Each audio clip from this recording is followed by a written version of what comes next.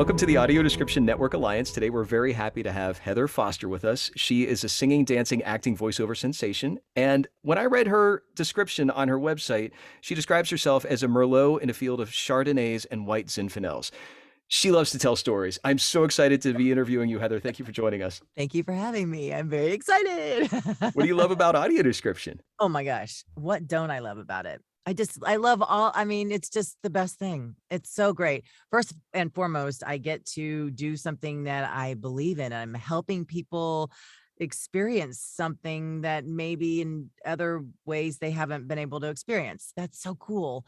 And then I don't know. I'm always been a storyteller. I love being immersed in it, and I feel like I'm part of this whole thing. So it makes me feel good. It's fun to do. I get sucked into the projects, whatever it is, if it's a comedy or if it's educational or if it's scary or tense or whatever, I am 100% in. And it's amazing. Yeah, I love it. I'm a sighted person. I watch if they have AD, I always watch it in AD now because I enjoy it. I catch things all the time that aren't there that I wouldn't have noticed it otherwise. And for me, when it's done well, I forget that I'm watching it like that. And I just get sucked into the whole thing. It's fantastic. One of the things I'm hearing is that you as a performer, as well as an audience, get that immersive experience. That when you say that you forget that the audio description there, it sounds like that's related to that immersion. Can you tell about what that means to you, both as a performer and also as an audience to audio description? Whether it's a book, whether it's a piece of art or a pottery or a movie or music, I fall into it. I don't know how else to describe it. That's what I love about art, and being able to help people experience different art forms. It doesn't have to be a video, is just such a cool experience for me. It sounds like you consider audio description art. How I does that? do. Great. Can we talk a little bit about that? Because Of there's course, let's Okay, do. let's do it. Because there is that assumption that it's like audio description, it's just getting the visuals into words. That Yeah. how does that relate to art? Well, I think that it's just part of the immersion process. I always remember when I'm doing audio description that I am telling somebody something, that I'm there to go, hey, this is what's happening right now. And if I were doing that to a friend, who was right in front of me, I wouldn't be doing it like, now this is happening. Now this is happening. I wouldn't do it that way. I'd be like, oh my gosh, so this is happening and this is happening. And now this is happening. And if it's funny, I'd be like, oh my gosh, then this is happening. Keeping with the guidelines of, not becoming the story. I'm drawn a little big, but it's just remembering that that's what I'm there to do, that there's a reason that I'm there, not just to talk, but that I'm actually there to facilitate. But I think that by doing that, I kind of forget that I'm reading. I'm just there to tell the story. And then I kind of get, like I said, I get sucked into it. And I have to go back and listen sometimes and go, was that a little much? But I listened to one of the podcasts before, and I've heard other narrators talk about getting so wrapped, like crying and things. And I cry all the time when I'm doing audio description. I get sucked into it, and then the music will hit me, and then I have to just take a break because, you don't want to hear me cry. Well, what I'm hearing also is that you're stopping when you're crying. And I think that our audiences might be, if you could help clarify why you stop. I mean, if you're so immersed in the story that you're moved, why would you want to stop the audience from having that? Can you explain as a performer why, like, for example, if Well, you were doing a performance, that if you were so moved by the writing that you started to cry, that would be a if I were distraction? the actor in a play or a movie or something like that, and I cried as a character, definitely I wouldn't pull back from that. I would fall into whatever my character. But as a narrator, I'm there to help the person have the experience, but I'm not there to necessarily lead them and dictate how they're supposed to feel. I think sometimes with dialogue and then music, music, and then there's a visual. Sometimes when those three things come together, I have to, like I said, I have to take a break because then I'm leading the listener to what is supposed to be going on. But I also don't want to detract from that experience either by talking like a robot.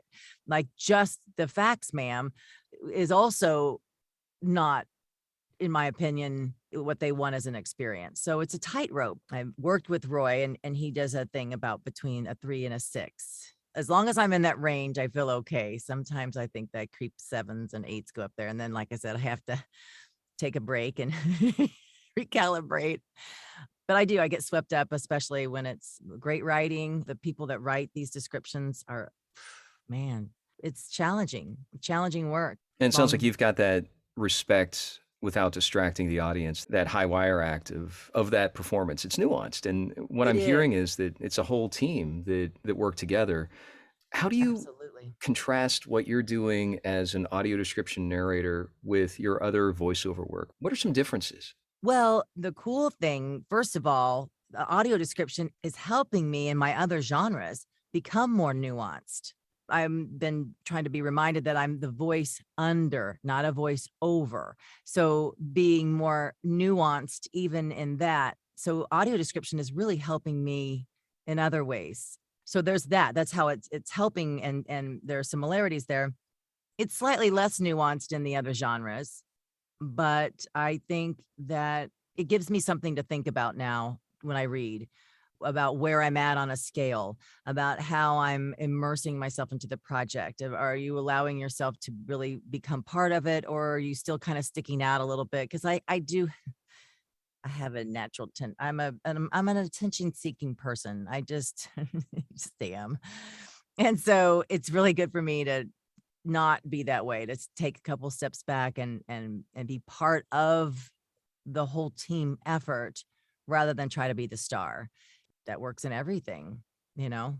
I don't have my own animation show, so that there's that.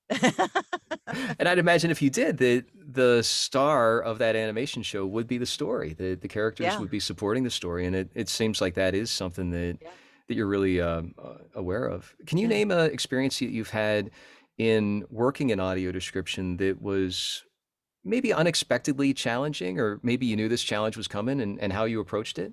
The most challenging thing so far for me is just text that you got to shove in there in a small amount of time and still make it sound like you're not reading fast.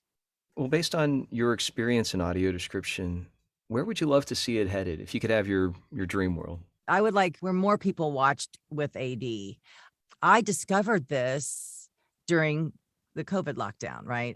Was watching a lot of streaming stuff. In fact, one of the first things I watched in AD was a documentary that you were the narrator for.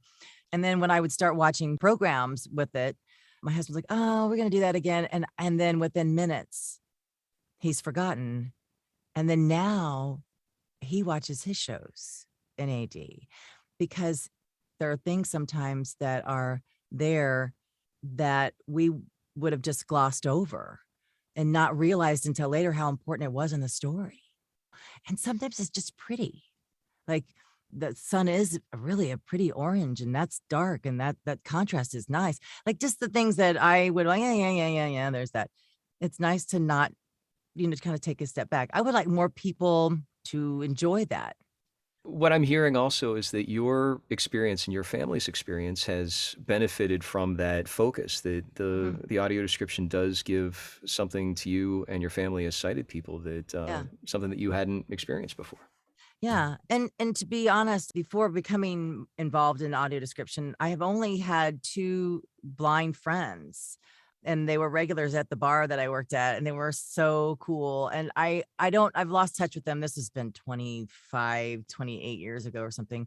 I hope that they, and I'm sure they do, that they watch television or consume television and videos, or musicals, or theater productions, or whatever it is. I hope that they're able to do that, because they were really, they were my favorite regulars.